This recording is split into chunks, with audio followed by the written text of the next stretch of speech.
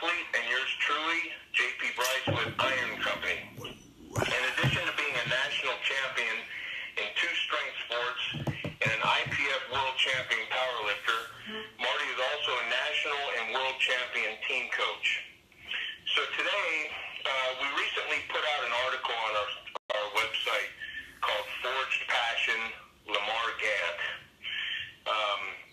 And the feedback was so positive, and Lamar was such an incredible lifter that we wanted to dedicate a show just to him.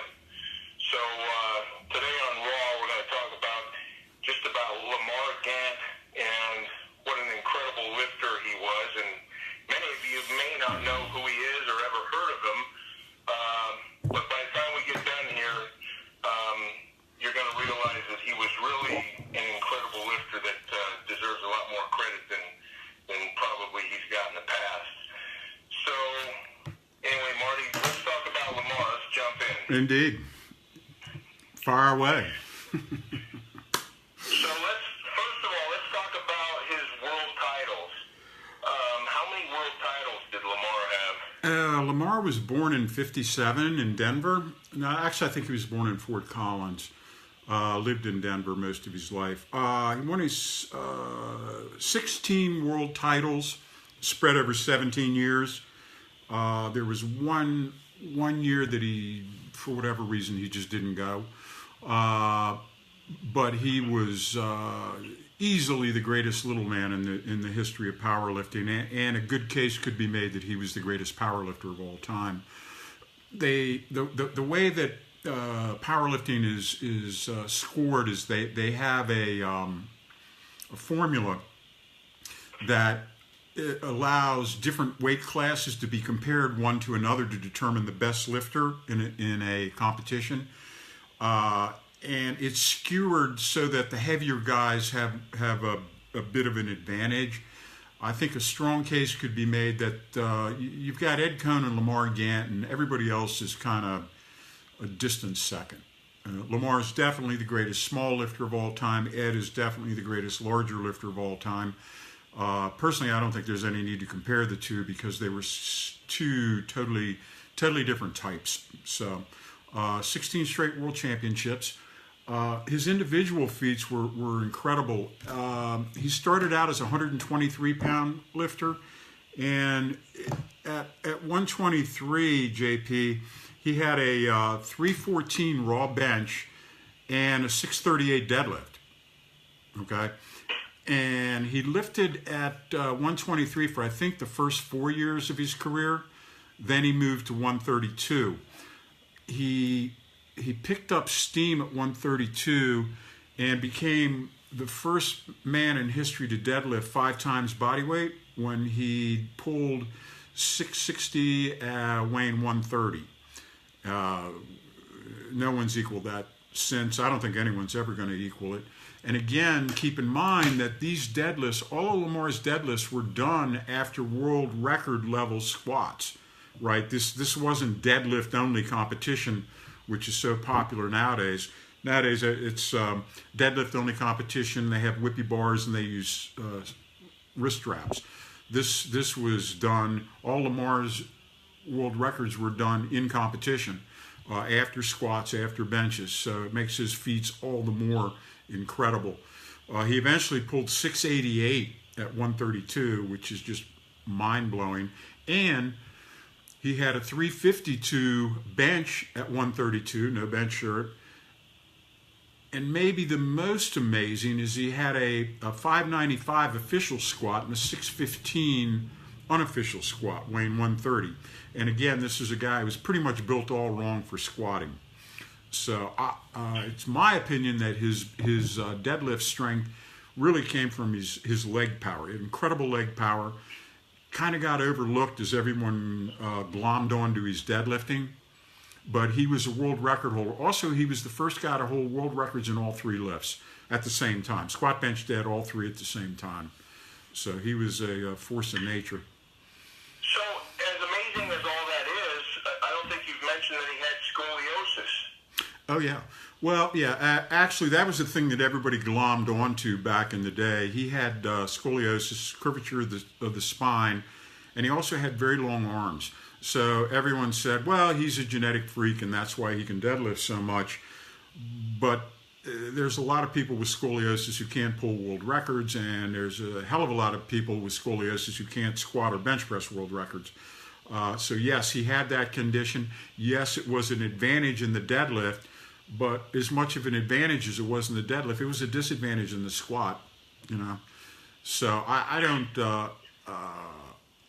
make as much of it as the mainstream media did back in the day. Well, with or without it, I mean, that 5 times your body weight deadlift is just insane. Yeah.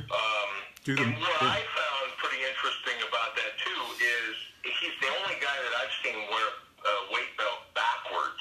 And there's some really good pictures of that. Yeah. Yep. And high. He wore it up. He wore it up around his ribs, under his pecs, and that was to compensate for the scoliosis. That somehow strengthened his spinal column at a particular weak point. So he would pull the weight belt in and wear it backwards. Yep. There's a story where you guys are at lunch, because you were his competition coach there for a while, and you guys went out to lunch one day, and he had this technique on the deadlift where he would come down real slow and just be tight as a drum going down. Yep. Explain that whole technique. Yeah, the invisible negative. Lamar lifted for Black's Gym, and I competition coach Black's along with John Black and Bob Fortenbaugh, and we'd split the lifters up, and I'd handle Lamar. I handled him at two national championships, and he was the easiest major lifter I ever had to deal with in a major competition. He was just a machine. He knew his business. Basically my job was to keep well-wishers and glad-handers away, in the warm-up room, help him. We had a crew of guys that would assist us to load, get the next lift ready, get the warm-up poundages taken care of, get him delivered to the platform on time so he's not rushed, or he's not delivered to the platform too early and gets cold.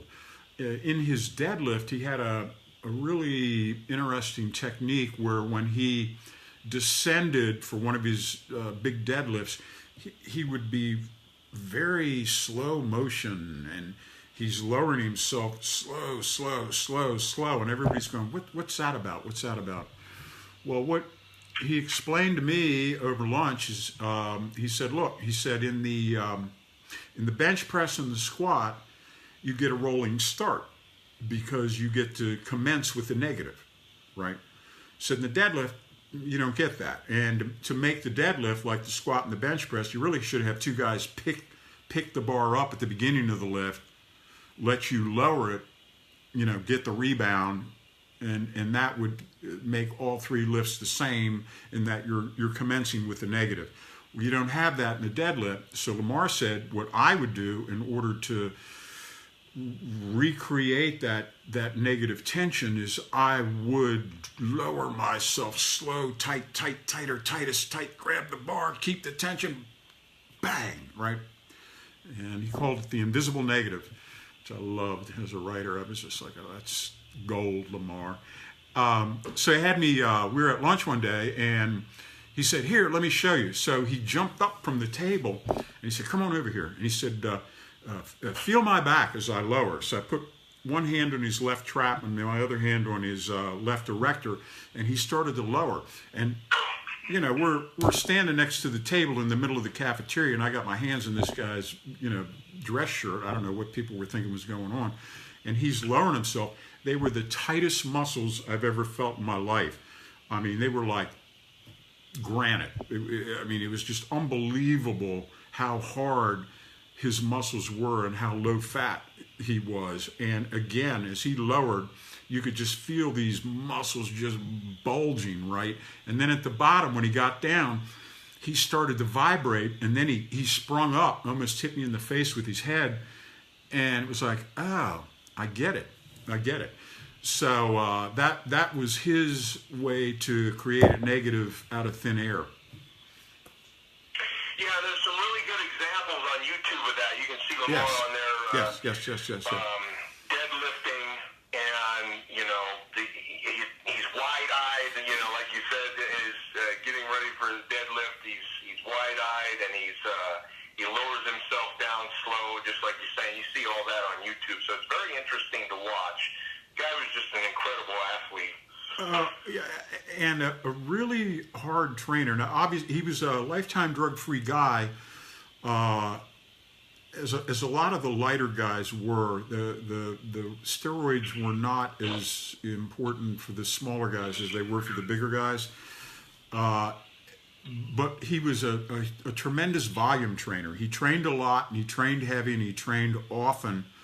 But he was unique in his ability to take these heavy, intense workouts. I mean, like, I'd say maybe 5 days a week.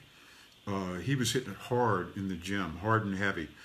It never really worked for anybody else, but it worked for him in his unique set of circumstances. He was kind of the opposite of Mark Chalet, whereas Mark was the ultimate minimalism with his one rep, one lift, one time a week training.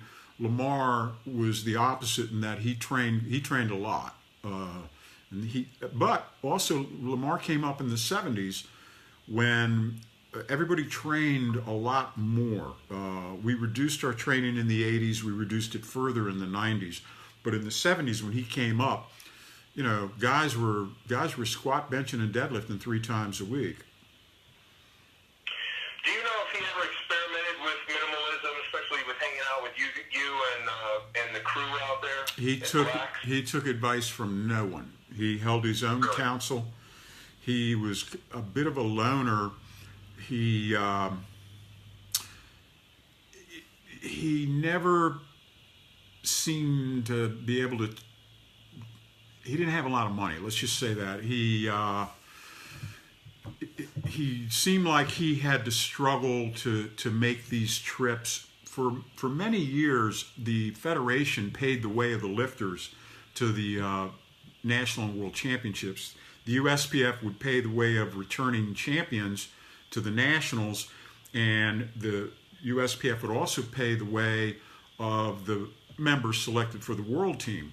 Well, what happened in the 80s is that when drug testing came in, they had to reapportion all the money that they'd previously used for travel, and they had to now give it to the lawyers to defend the Federation against lawsuits by either guys that have been busted on drugs or were, you know what I mean?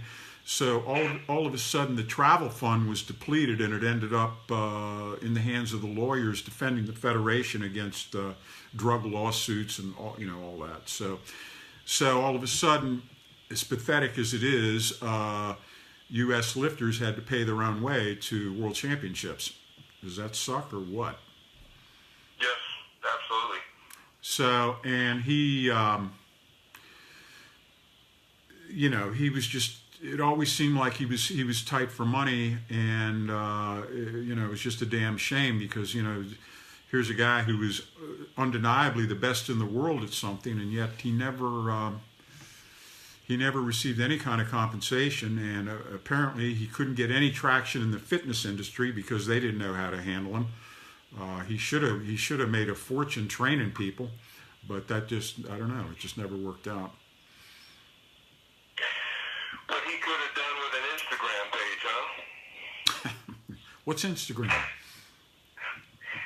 So, now he started at a real early age. At 16, he won his first world championship, right? Correct. So, do we know, and I don't know how deep your conversations went with him when you were training him, but what got him into lifting? No idea. He was very mysterious. He didn't, he wasn't a verbal guy.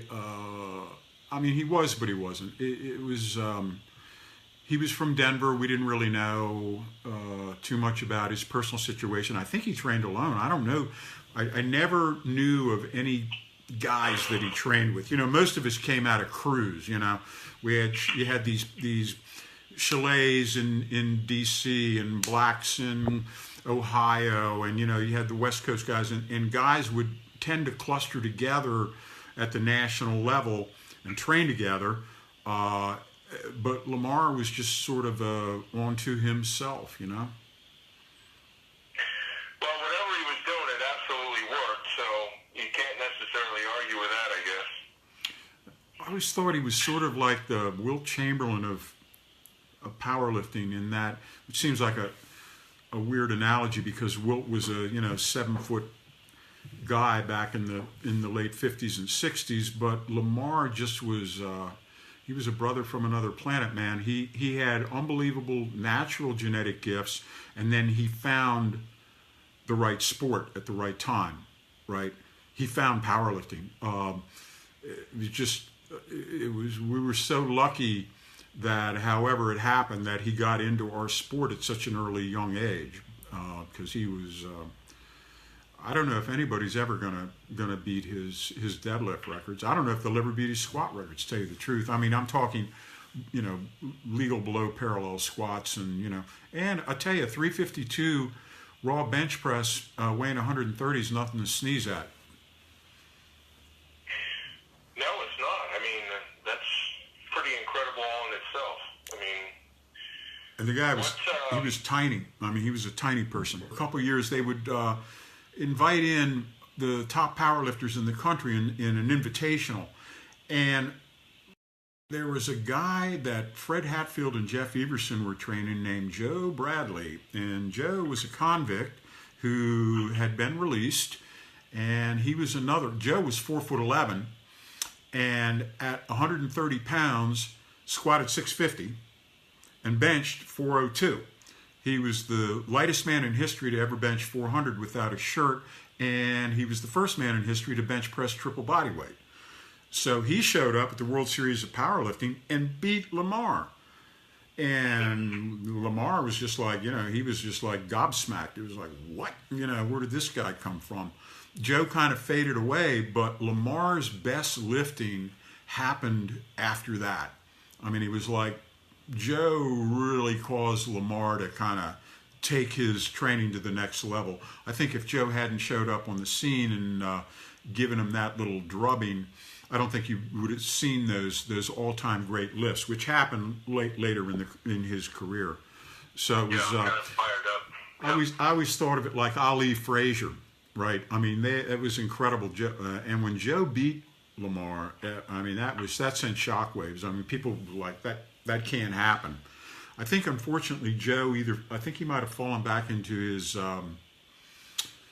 his habits, and he never exceeded the performances that he put. He was on the scene for about a year, maybe 18 months, and then he disappeared. So we don't quite know. I don't quite know how that tale ended, but that was a battle of the Titans. I'll tell you what. There's so much of this stuff that we, if we'd have had social media and cameras and everything back then, we've missed so much stuff that everybody seems to capture nowadays, and it's a lot of great things. But there's so many stories that you have, and so many people that you've come up with and lifted with and coached, and if we just had some of that on film, and we don't really have much of it, do we? Well, again, as you pointed out, they've got Lamar on YouTube. It's definitely worth pulling that up and looking at it. I like. There's a couple of them where you can see when he flips. I called it flip the switch. He'd be calm as ice cubes backstage. He'd have his music on. He was very big into music, and he would just be so chill, getting ready for a national championships, and it was just like, okay, you'd hold a finger up. Okay, Lamar, time to take a warm up. Oh, thank you very much. All polite. Then you get to the platform, to the chalk box, and he'd chalk up, and he'd kind of get this, he'd kind of go into this suspended animation, then he'd look up and his eyes would get real big, and if you were close to him, you could see that he was actually kind of vibrating a little bit. I mean, it was a physical manifestation to an internal psych. I've never seen a guy flip the psych switch that dramatically and that quickly and that effectively.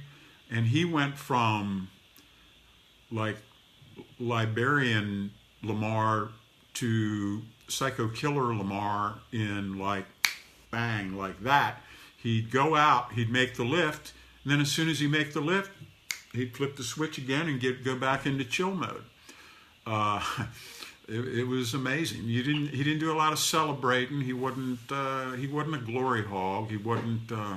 You got the impression from him that it was about the process, not the event. Although he did.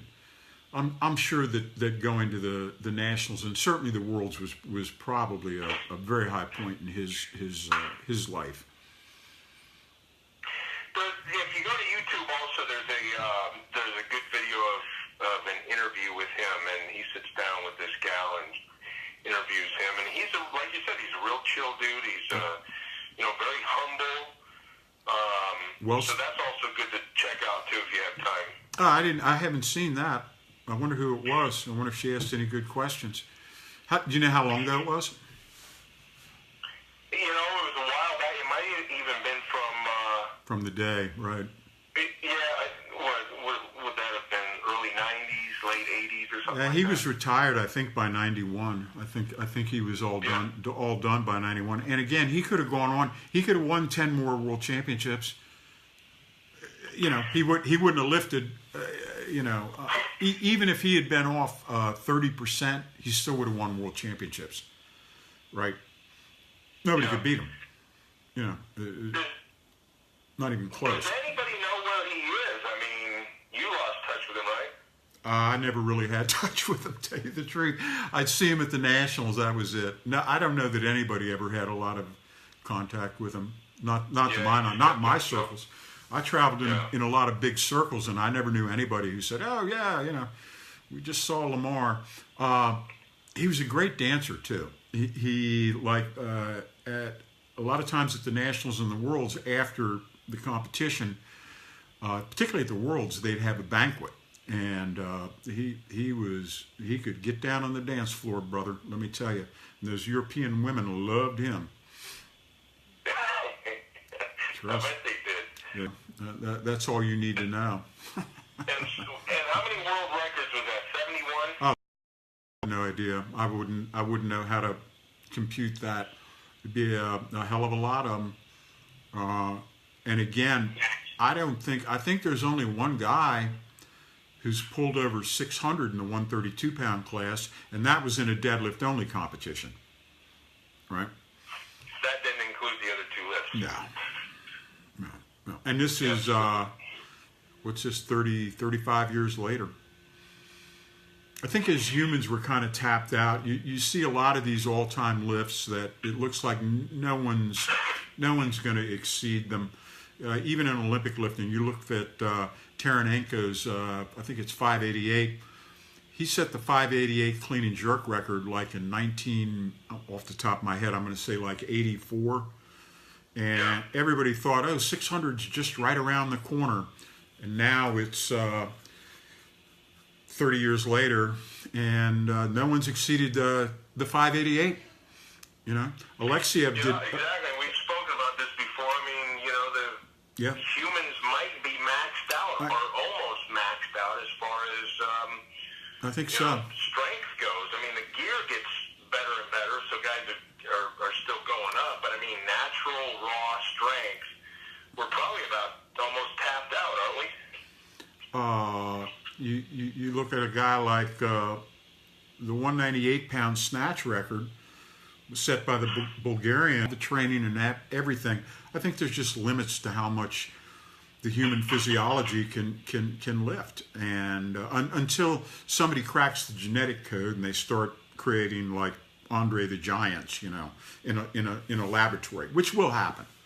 They'll figure out the genetic engineering at some point, and then they'll start creating robo-humans, and that's when you'll see all the current world records get obliterated. But right now, I think we're about tapped out. You look at all the best lifts, and no one's topping those things. Again, assuming that they're using the same protocols. Right. I agree with you. All right. Look, we've had a good talk about Lamar. We've got a great article on Iron Company that goes into more detail on some of this stuff. Check it out if you have time. Indeed. I have a whole new appreciation. I didn't know a whole lot about Lamar Gant until you did the article. Till you met me. Yeah, it was just so fascinating that I wanted to do a full show dedicated to him. I mean, he's got some, he had some really cool things going on. Not just his strength, but the scoliosis, wearing the belt backwards, just so many interesting things going on. So I think it made for some really good content. So, and maybe our next one we do like Hugh Cassidy or somebody. So in the future, we're going to be talking about, some of these other guys that, these world record power lifters that used to hang with and coach and was your mentor, from early on and all that. So there's a lot of interesting guys that you've had interactions with. I got a big Rolodex. Yeah. All right, so we're going to wrap that one up. I think that was some great content. Do us a favor, check out Marty's weekly column and podcast videos, Raw with Marty Gallagher, at ironcompany.com, where you'll find a huge selection of fitness equipment and gym flooring as well. We just put a podcast page up. If you go to our footer down in the left-hand side of our website at Iron Company, you'll see a little tab there that says podcast. Click on that. We're putting together all of these Facebook Lives together. We have them up on YouTube, but we're gonna put them all together on the podcast page so they're easy to find, and you guys can just kind of scroll through them and play whichever ones you want. We've got about 5 or 6 of them up there already. On our website as well, you can check out Marty's books, Purposeful Primitive and Strong Medicine. You can purchase those there. They can also be found on Amazon. And both Marty and Kirk Kowalski are available for seminars and online coaching. You can contact them by visiting our athletes page and send them an email if you want some online coaching. Yeah, JP. And finally, if you guys want to talk about any certain lifters or anybody from the past or present coming up, just post a comment. Let us know what you want to talk about. If you want to talk about the squat or the dead or the bench, give us some things you want to talk about. We'll bring them up. Maybe build a show around them. So anyway, in the meantime, that's going to do it. And we're out of here. Good one, Marty. Roger that. Thank you.